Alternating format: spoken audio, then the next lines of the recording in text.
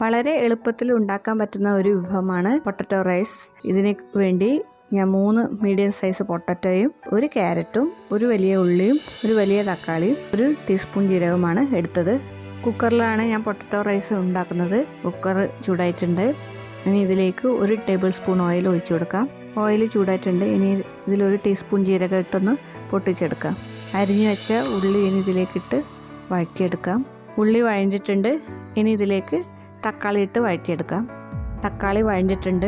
ഇനി ഇതിലേക്ക് 1/2 ടീസ്പൂൺ മഞ്ഞൾപ്പൊടി, 1/2 ടീസ്പൂൺ മുളക് പൊടി, ഉപ്പ് എന്നിവ ചേർത്ത് നന്നായി ഇളക്കി യോജിപ്പിക്കാം.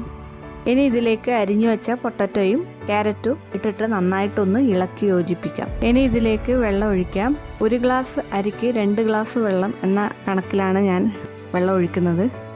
ഞാൻ ഏകദേശം 200 ഗ്രാം പൊന്നിയരിയാണ് എടുത്തത്. പൊന്നിയരിക്ക് പകരം നിങ്ങൾക്ക് പച്ചരി ഉപയോഗിക്കാം. ഞങ്ങൾ 3 പേരെ കണക്കാക്കിയിട്ടാണ് 200 ഗ്രാം അരി എടുത്തത്. നന്നായി ഇളക്കിയതിന് ശേഷം ഇത് അടച്ചു വെച്ച് വേവിക്കാം. ഫുൾ ഫ്ലെയിമിൽ 1 വിസിൽ വന്നതിന് ശേഷം ഫ്ലെയിം കുറച്ച് 3 മിനിറ്റാണ് ഞാൻ വേവിച്ചത്.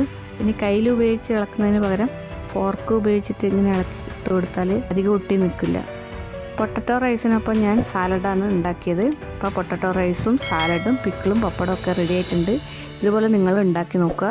അഭിപ്രായങ്ങൾ അറിയിക്കുക. Thank you.